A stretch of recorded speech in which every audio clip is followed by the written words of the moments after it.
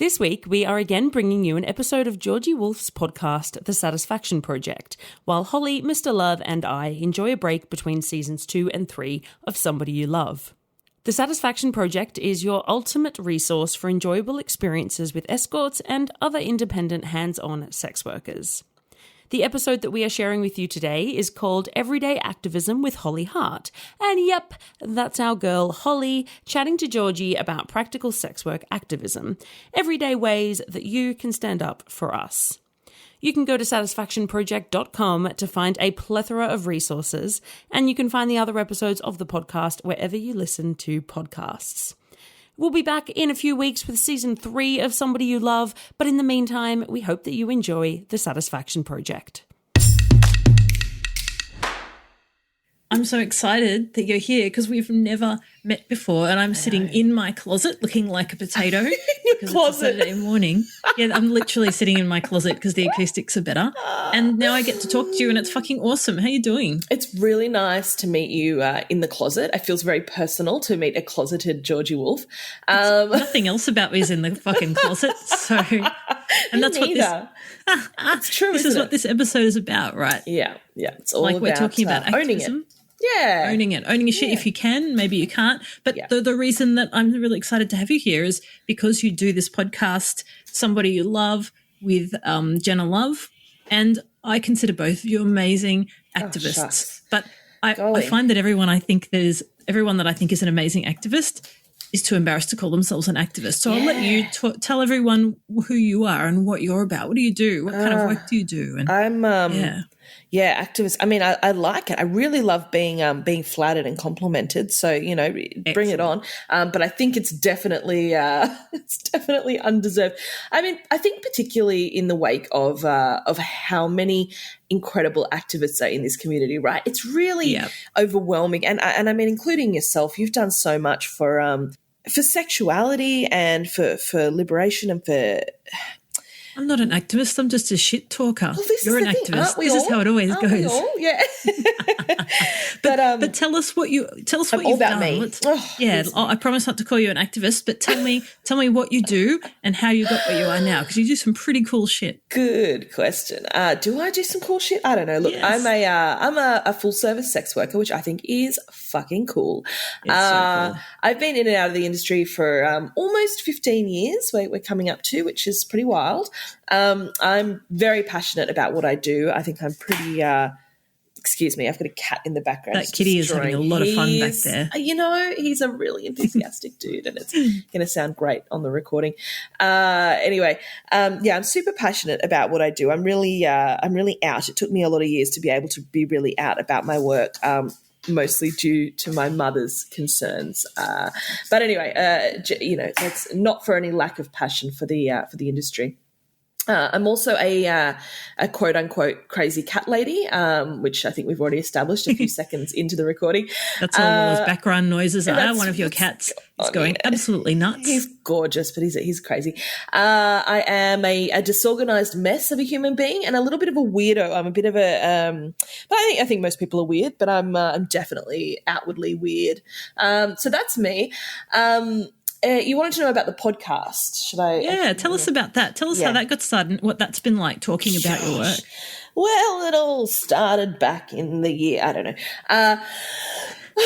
Look, I've got to give, and she hates me. She hates me for doing it, but I'm going to, sing all the praises of Jenna Love. She's not here, so you can get stuck into her. This is the best opportunity for it because she can't disagree with me.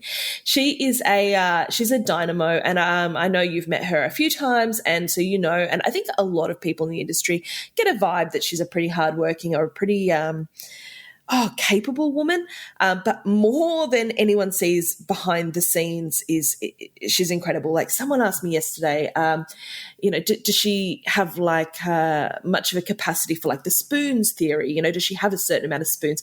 And I said, I think she does, but then she carves like her body parts into spoons. Like I think a lot of us run out of spoons and we're exhausted and we cancel everything and we just stop for a few days.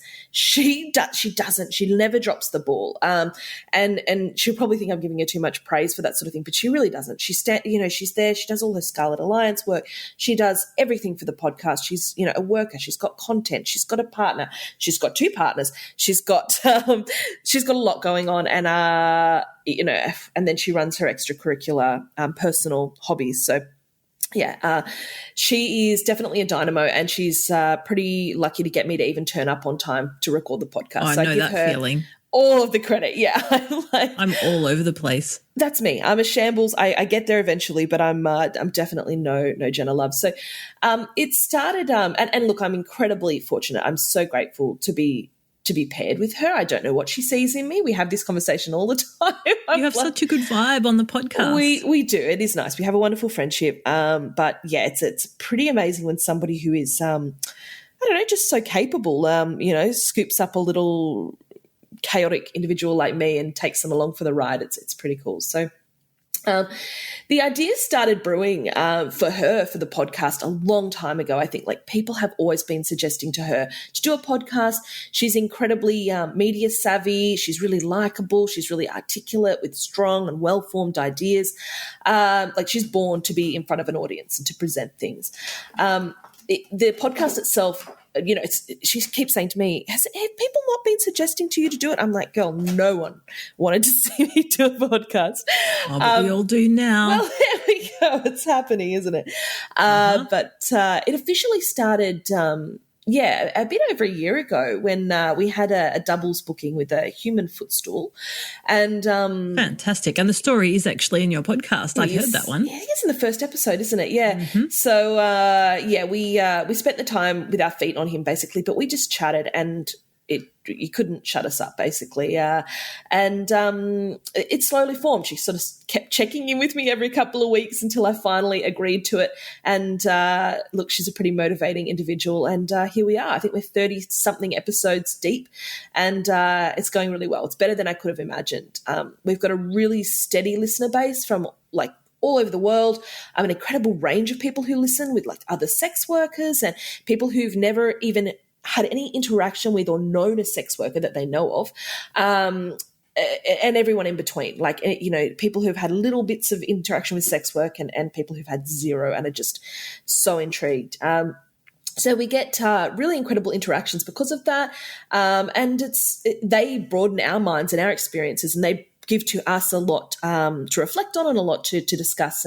And so hopefully we also educate and broaden the minds of our listeners. Yeah. I think you've been doing it. And look, I was so impressed because it feels like just yesterday you started the podcast and it has taken off amazingly. I can't believe how much support and following and how many listeners you had. You've really nailed it. And I think part of that is the fact that you both kind of talk about what life is like as a sex worker with a great deal of humour, but also you're not afraid to criticise. You're not afraid to get political. You're not afraid to talk about shit that isn't right. You're really honest around that stuff. So to me, that kind of is activism, talking about what needs to change, what isn't okay, what people can do. I feel like even though you're not giving anyone a lecture, you're actually doing a really good job of giving people an idea of what sex workers are like and what they need. Oh, you're so nice. I love this. I hope so. And I think Jenna and I both, our brands are very much based in rawness and in authenticity and being,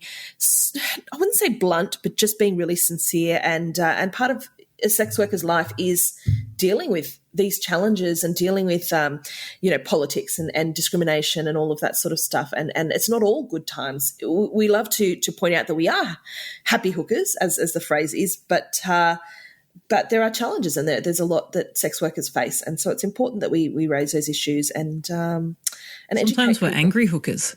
Sometimes we are pissed off hookers. And I think, right. Yeah, I think and that's part of our Shit People Say segment as well. We like to share just the lack of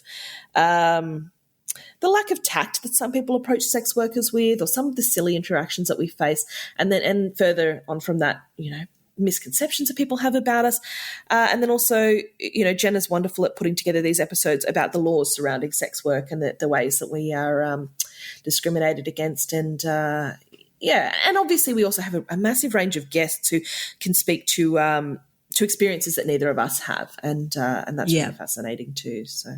And we all have such different experiences and around the world, and the laws are really different, all that kind of stuff. So it's good to get that kind of diversity so that everyone knows sex work is different all over the place. Like it can be different.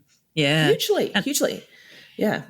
I kind of feel like maybe for me, like I guess it depends what activism means to you, right? Because as you said, we have amazing like folks who do a lot of lobbying, who have gotten, I mean, we're about to get decrim in Victoria. So the laws for almost decriminalising, decrim-ish of sex work in Victoria, Australia, has just passed a milestone, and it looks like it's definitely going to happen now. And that's super exciting. And that's down to some people who've done some very, very hard work to get those laws through. Massive, yeah.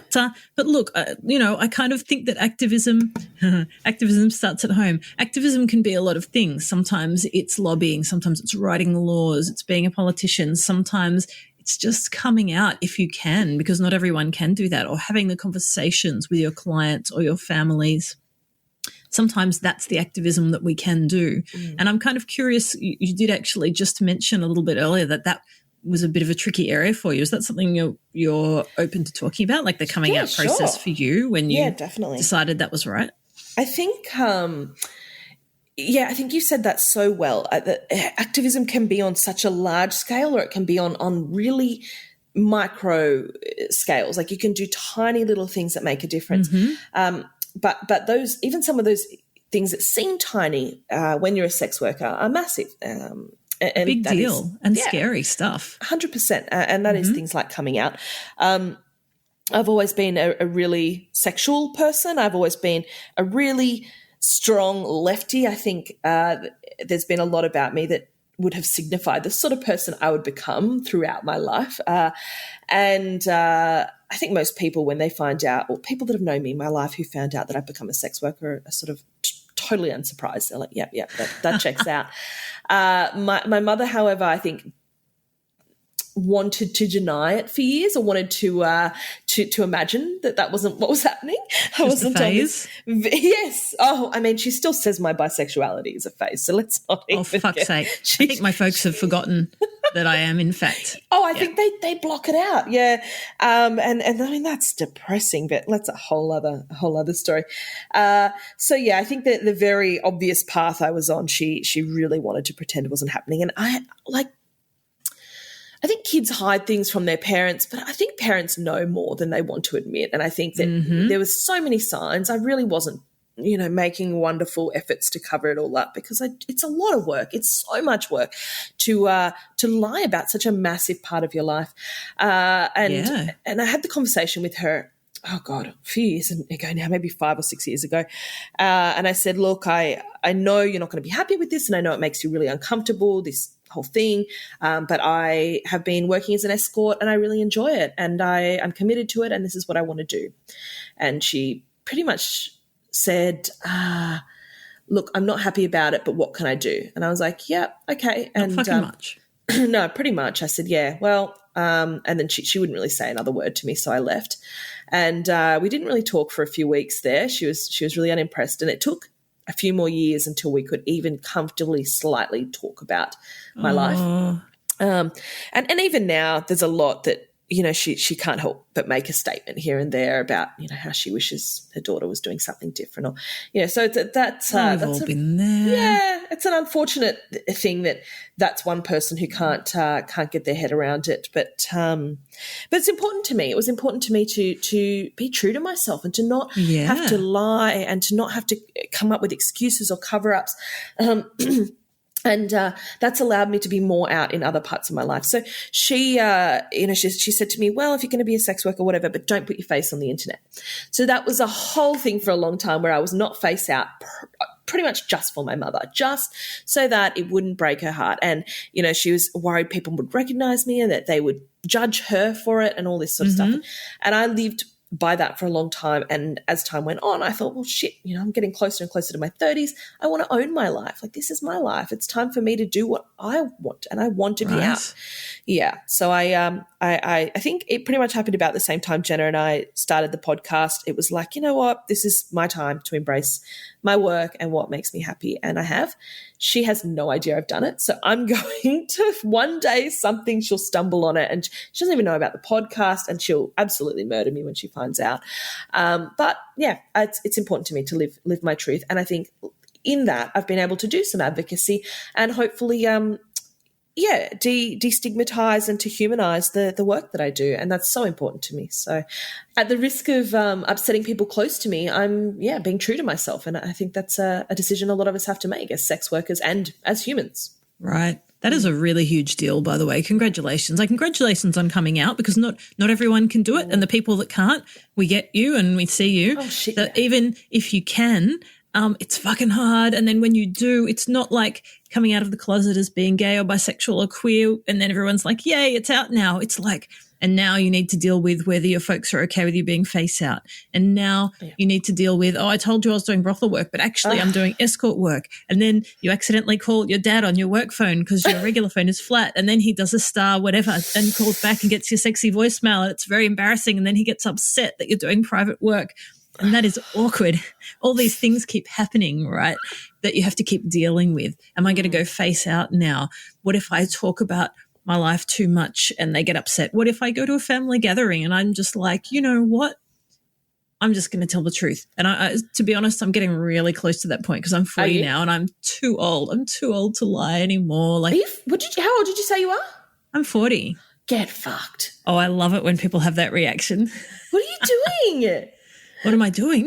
Yeah, how do you look so good? Lots of sex and plenty of water, mate. Well, I'm doing those. I must be missing something. Oh, dude, you look amazing. Like, it is early on a Saturday morning, and we agreed to potato, but your hair looks incredible. Like, I wish my hair looked that good getting out of bed in the morning. It's hectic. We're so similar. We both suck at receiving compliments. God, yeah. I can't believe like, that has shook me to the core. Okay, sorry, go on. So you're going to family things now, and you're like, you feel like just being honest. I feel like it hasn't happened, but it's going to happen. And like with your mum discovering that you're face out, shit is going to hit the fan. Yeah. And I'm just embracing. So, being a sex worker and being out, it's this continuous decision of what to share and how much to share and what's going to be good for people. Like, what do we need to tell people? Like, am I making a difference by doing this stuff, or am I just making life harder for myself? And the reason I'm really interested to ask you about this stuff is because I know that clients are not in the same situation, because the issue of coming out as a sex worker is different to coming out as a client, or even coming out in support of sex work, which will make everyone assume that you see sex workers, right? Because no one's going to stick up for sex workers publicly except either sex workers or people who see sex workers. Yes, it's such a good point. And I was thinking of exactly this morning, and I think, not that it's a particularly revolutionary thought, but I think it's really hard for clients because, obviously, again, with the disclaimer that it's much harder for sex workers, and that's a given. Situation. That's a given. We know that in terms of safety, but it's still there's a big shame piece, and there's a big judgment piece around seeing sex workers. Like, we're told that the only people who pay for sex are creeps and perverts, basically. Yeah, and we talk about this all the time on Somebody You Love, that it's all normal people, just normal people who see, and just the same as sex workers are normal. Well, we're unique people, but I think, I think it's really hard for clients to advocate sometimes, or to even gently speak up. And to do all the things that we say is so important, because there is shame around it, and there is that perception that if you advocate for something, you must be part of that community, and that was something I sort of argued for a long time when I wasn't out in my social circles, but I was advocating for sex work laws and things like that. So I would say, well, I'm not a refugee, but I advocate for refugee rights. I'm not, because it's the right thing to do. Exactly, it's about human rights, and similarly with other groups that I wasn't a part of, and then also sex worker rights. But I think people just see it and that they make assumptions, and that can be really hard. So people, I'm sure they do the same when men say anything about sex workers. They think, oh yeah, okay, yeah, mate. And I think even then it's hard, because a lot of sex worker clients are married or in relationships, or and even if they haven't seen a sex worker while they're in that relationship, it's really hard then because your partner might have other misconceptions about it and feel really confronted if you're advocating for a sex worker. Yeah. And so there's that whole thing where you think, oh God, I don't want to get myself into this mess. I'm just not going to say anything. It's so stigmatized. Like it's such a bad thing to some people that they assume that the only way you would be speaking about it at all is either if you're doing it or if you're paying for it, like that there's no other reason. And of course there are tons of people who believe in sex worker rights that don't see sex workers just because like it makes sense, you know. Right. But everyone just assumes they must be seeing sex workers because why else would you stand up for a hooker? Like it's that bad for some people, right? Yeah.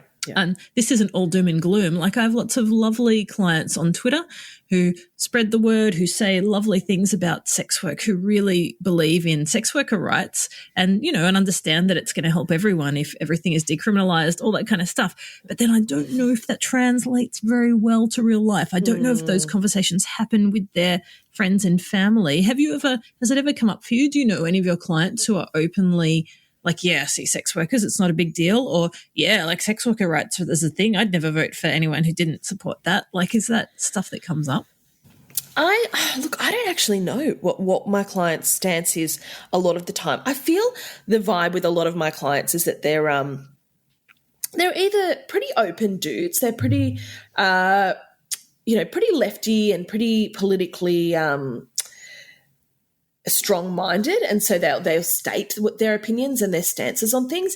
And then another significant portion of my clients are super shy, quiet dudes who probably don't feel that they can, you know, advocate for us. But I think they support the industry. Yeah, exactly. But I feel like they can support the industry, or they do support the industry in other ways. So I think, you know, every effort that you make as an ally is important, and I think it's valuable. It doesn't need to be grand gestures. We're not expecting white knights riding in and defending us and cutting down, fixing everything. Yeah, it's fine. The small, consistent measures are really key. So, you know, when people, you know, you have friends who are making jokes about, you know, dead hookers or, you know, that sort of content or sluts or any of that sort of thing, just doing those indicators, you know, not laughing. It doesn't have to be as overt as calling it out, but not laughing at a joke or sort of saying, nah, that's a bit gross, or I'm not really comfortable with that, or changing the subject, or that's not really funny, dude. Like things like that make a big difference. If we can just dismantle this casual slut shaming and whorephobia by little things. Like, again, it doesn't have to be a confrontational thing. Don't have to make people defensive, but just sort of going, I don't like that. I don't feel cool with that. It is really important. And I think, and I would hope that a lot of my clients do that when they can, you know. You're making a really good point, actually. It's not always about sex work. Sometimes it's just about slut shaming. Like when your mates are like, oh, man, she must be a total prossy. She's so like fucking loose or whatever. To be like, have you guys finished being jerks yet or what? Like, you know, it's okay to go, hey, can we like not be an asshole about this shit? Yeah.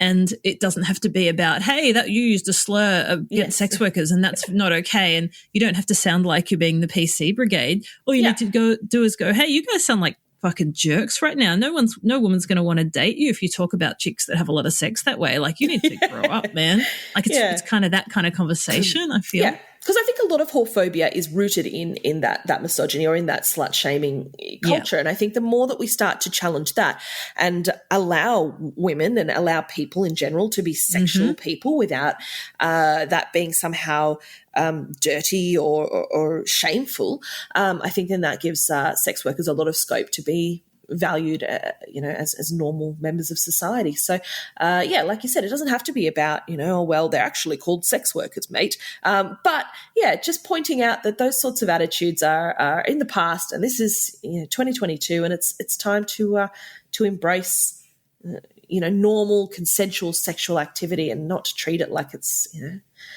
so shameful. And this works for blokes too. This works for straight blokes. Like instead of having to feel bad about the stuff you want to get up to or the sex you're having, or having to feel like you're a player or a sexual predator or a jerk, just to be like, no, man, like this is the sex I have, or I pay for sex and I do it fairly and I don't feel bad about that. Like it's really good to just stop shaming people for the sex they want to have and the sex that they're having, right? As long as they're treating other people respectfully. I have a few clients that I know do tell a friend or a couple of friends, and it's really cool. And they sort of say to me that their friends think it's really cool. They ask a few questions about it, and maybe they've shown them pictures of like who I am, and I don't know. It's just sort of it's sort of nice because even if that person isn't going to see a sex worker, they now have a friend that they know enjoys seeing a sex worker, that they find it a safe and nourishing experience, and they've seen that this is a human being that they see, and all of these things are really important. And it may not be safe for a lot of people to do that sort of thing with their friends, and they might have reasons that it's not a position they can put themselves in. But for the people who do, it's wonderful. One of my clients has a female friend who is obsessed now with the podcast, and she listens to it. She's a big fan, and she's really sweet, and that's really cool. Those measures go a long way to humanizing us, as I've said heaps of times. And I think people that may never otherwise have experience with the sex industry, then get to see that it's actually happening all around you. It's a thing that people do. It's not a big deal, yeah. Right? Yeah. That would be so cool. I imagine assuming she's straight, if her boyfriend or husband in the future admitted that he had seen a sex worker once, that she'd be like, oh, yeah, cool, that's cool, I know about that stuff. Yeah, I'm familiar no big deal, with that. Yeah. As opposed to freaking out. Yeah. And that would be so awesome. I have a client, actually, I don't know, how do you define client? I have a wonderful woman who listened to the podcast who contacted us from Canada, and she it's such a fascinating story. She's the most likable woman, and I adore her, and I should have written back to a text message from her recently, but she got in touch to ask for sex tips, basically. And her whole experience with sex work was that she had a new boyfriend, and he said that he had seen sex workers before. And so she had this whole jealous girlfriend moment where she went online and she was reading all about sex workers and trying to understand it and all of this sort of stuff, and stumbled on the podcast on Somebody You Love. And so she looked it up and she listened to all the episodes, and she became a really big fan. And from that, she's become an ally and an advocate, and she's really, standing up for the industry, and she thinks it's great. And that is so good. It's such an amazing journey to have gone from feeling incredibly insecure about it to then booking me to ask for guidance on how she can spend time with her boyfriend please her boyfriend or have better sex in general. So we did that at crazy o'clock. Yeah. Online, like you talked about this stuff. Oh, yeah, we did, so cool. Demonstrations and all that sort of stuff. And sex workers are sex experts, and you can pay them for their expertise. It's not about hands-on shit. You can just ask them questions. It's so true. It's so true. And so she got a lot out of that. She did. I mean, I don't want to talk myself up, but she sent a message the other day saying that her partner said that the sex has gotten so much better, and that's really cool. I mean, there's so much scope out there for people to learn from sex workers, or just to value them as a part of society without it being a threatening experience. And that can be a really hard thing, particularly when you are feeling insecure in a relationship and things like that. But I think that the little things go a long way. So yeah, they really do. It doesn't have to be huge. Yeah. And, I know there's this kind of like idea, and we're mostly talking about straight people, but just want to acknowledge that like queer people see sex workers too, that not everyone is in a straight relationship. But there's a lot of stuff that comes up around hetero relationships, like, sex workers are bad because then if my man ever wanted to cheat, it'd be really easy for him to do that. But, these kind of like insecurities around I get that stuff. Like we feel insecure in relationships and stuff, and we want somewhere to put those feelings, and sex workers are a really easy group to blame for that stuff. If someone cheats, if someone, whatever. If someone's going to cheat, they're going to cheat. That's my take on it. And I think a sex worker doesn't necessarily make that easier. I think if somebody's inclined, or if they're not happy in a relationship, it's going to happen. It's going to happen.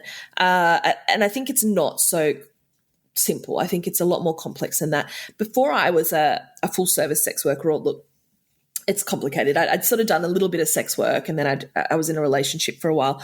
My partner, I know, was going to the strip club regularly, and I was so threatened by it. I thought, he's in there having sex with all those strippers, and he's having all this. Just don't know. No, you don't know what's going on in this dark club with these sexy girls, and he's showing off. So I was so jealous, and I was so insecure about it. And then becoming a part of the sex industry, and particularly when I became a stripper, I was like, oh, I don't give a shit about any of these guys. I'm just here to make a living. I don't want to have sex with any of them. I mean, they're not a threat. They're making bank. It's a job. So, yeah, I mean, I did end up sleeping with a couple of patrons, but that wasn't the goal. The goal was to make a living, and that is what most sex workers are there to do. And I think, like you said, when you're insecure in a relationship, sometimes you're looking for places to put that, and that's fine. That's okay. I don't begrudge anyone that, because relationships are hard and they're complicated, and particularly when you've got a lot of insecurities. So, I think is not. I don't know. I don't know if there's much that can be done for that, but I think the more that You disagree? Therapy, such a lovely word. Is that a song? I think it is. It is now. I think you're right. I think, I think therapy is really important, but I think, also just trying to. Well, I think therapy solves that. I was going to say look for healthier relationships, but yes, you're right. It all comes back to therapy. But I think as sex workers, that's not something we can easily control, and I think. No. I think that's why it's important to point out that we're just normal people doing jobs, and we're not out there trying to steal somebody's husband.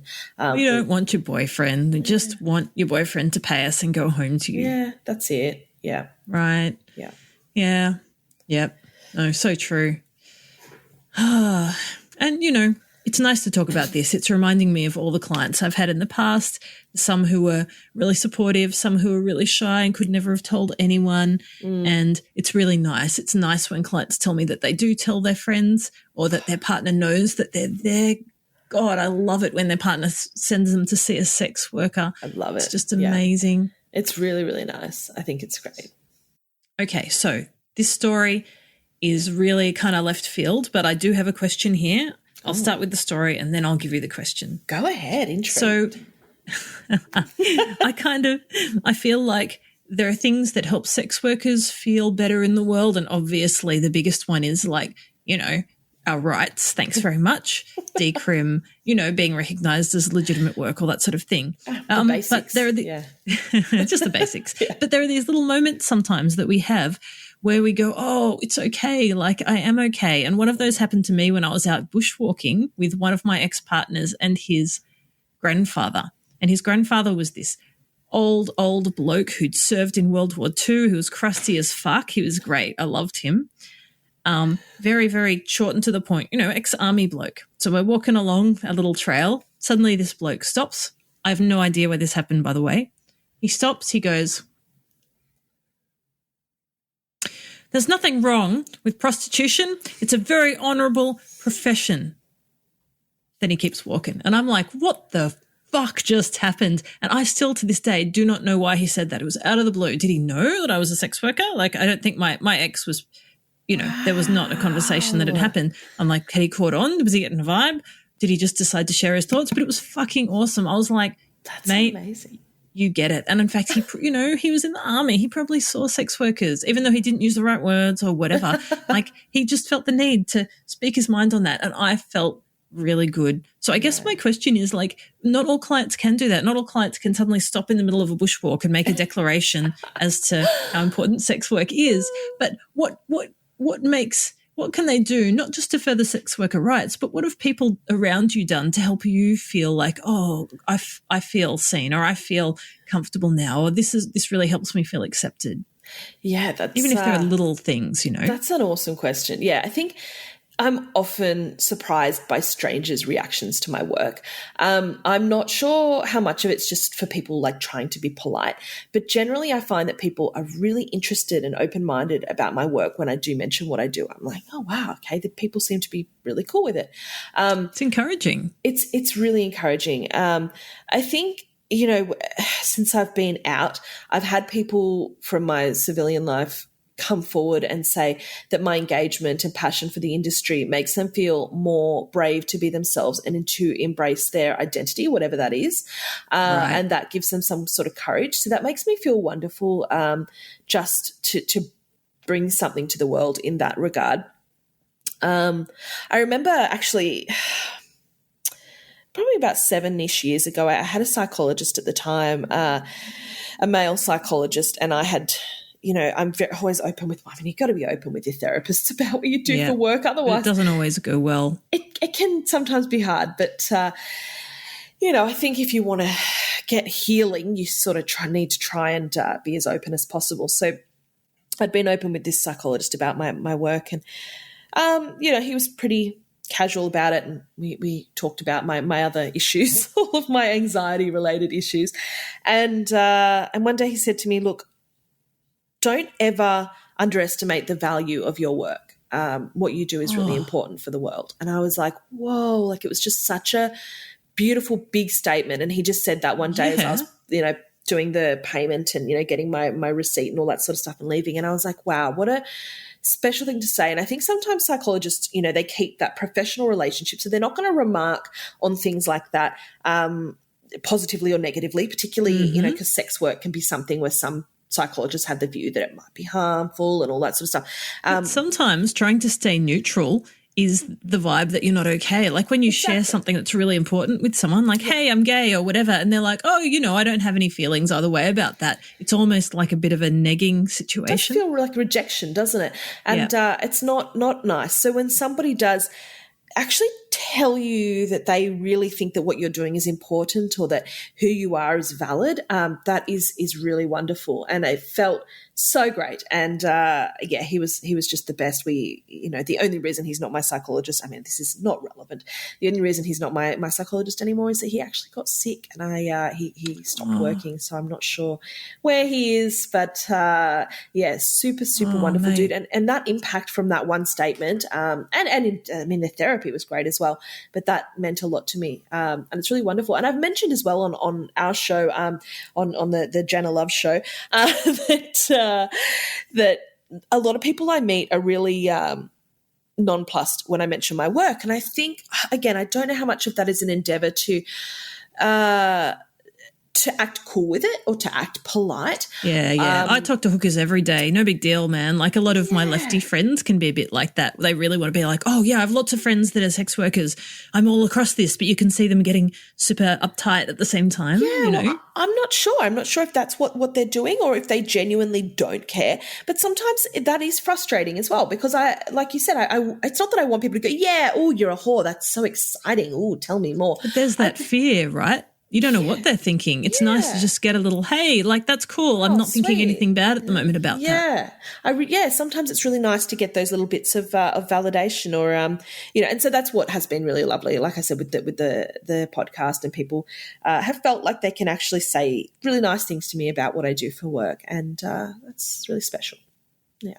I've had friends who I've become friends with and we talked a lot about my work and then they've found out that their niece or their sister does sex work or that their mum used to do sex work and it's sort of come out and it's been a much more gentle kind of thing for them because they don't have all that negative stuff. So sometimes just having these conversations can be really, really nice. Massively. It can really lay the groundwork. And I think as well it's really important, just going back to that grander scale, seeing things in the media that are portraying sex workers as real people and multifaceted and not as caricatures, also helps to break down those initial misconceptions so that when people do identify as sex workers in people's real lives, they go, okay, you're not necessarily one, caricature or another. You're a human being and that's part of your life experience.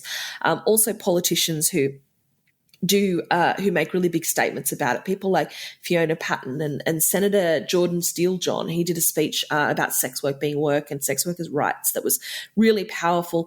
Abigail Boyd has spoken a few times. That has been wonderful as well. And Andy Medic just did a lot for the decrim and pulling those I saw that into gear. So I think those movements and that symbolism from those leaders and those people in positions of power really help to change that rhetoric and to uproot that feeling that sex work is not valid. So it goes all the way. It's the media and it's the little conversations you have with friends and it's when you can being out about being a sex worker or being out about being sexually liberated, and then the political side. There's so much that works together, and it's not even about changing the conversation all the time. Sometimes it's just nice to make the people around you who might secretly be sex workers feel that they're not alienated. Yes. It's just those little things with people that you might not even know are sex workers, because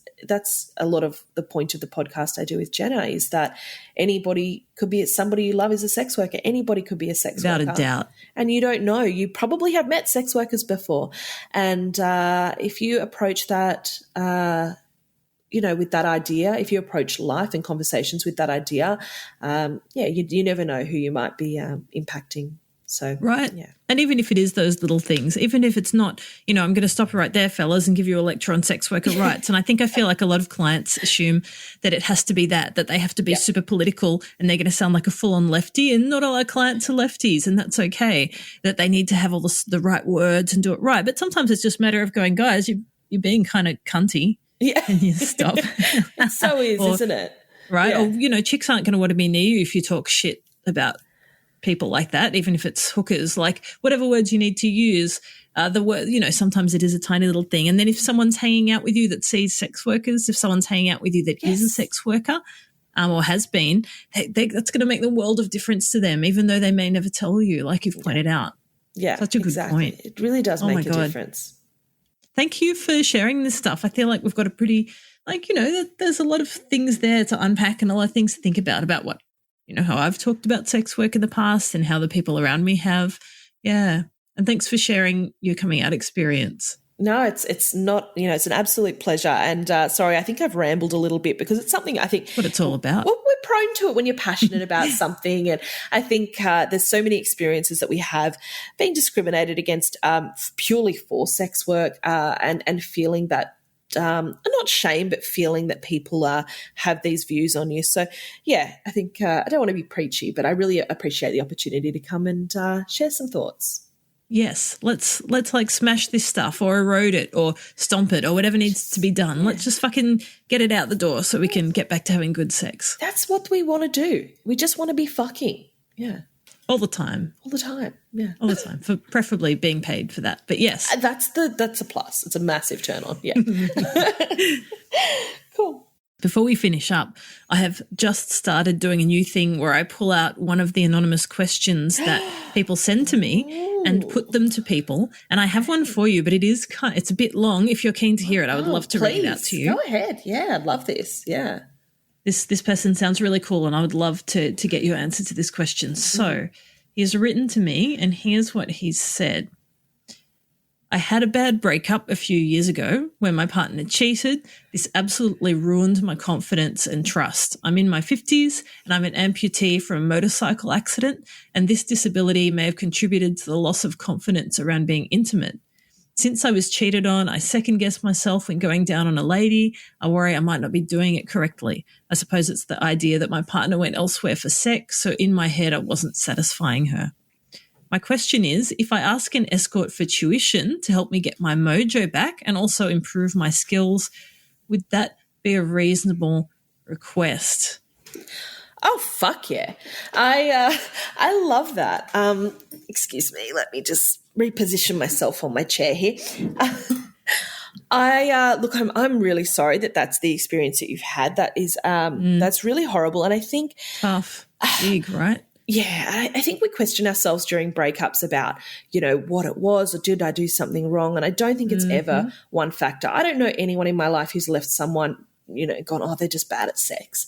You're right. Me neither. It's always more interpersonal stuff, right? Yeah, there must be other issues that person's dealing with, and I don't think it's ever as simple as something that can be articulated anyway. I think it's always so complex.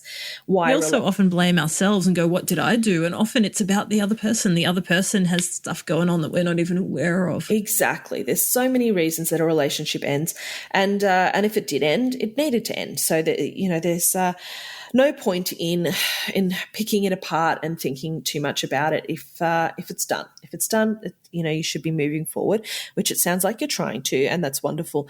I think tuition from a sex worker is a wonderful idea. I've had a few clients come to me who either have never done oral sex or who want a little bit more practice at it, or who want an assessment. I had one young fellow who came to see me because he wanted to see if he was okay at it, and he thought I'd give him honest advice.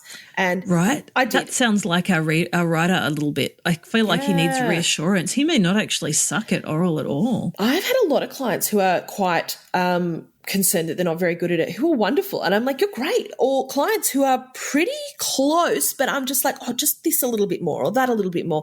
And I think, it's great. And sometimes I think it's just about breaking down that nerve, that nervousness and that fear. And once you feel comfortable with somebody, you find that sexual what's the word? It just flows. The sex just flows a lot better. So the connection, all that stuff. It really does. I often tell my clients, I have this thing that I say to a lot of my clients, and it's the first booking curse. And I'm probably failing there to explain something, and people are probably going to say, no, she's wrong. That's not real. But it happens with me that a lot of clients who see me for the first time, they will have performance issues or things just won't work because there's a lot going on in the head. Yeah. And I'm like, it's such a thing. It's the first booking curse. Don't worry about it. When you come back and see me again, things will go a lot smoother. And that's not just me trying to hustle another booking out of people, but I really find once you start to build a connection with a sex worker, you start to feel like you can really relax sexually and things flow a little bit. So I would probably say to this person, definitely I think you should go and spend time with a sex worker, try and build that confidence up, but definitely try and spend more than one booking with somebody.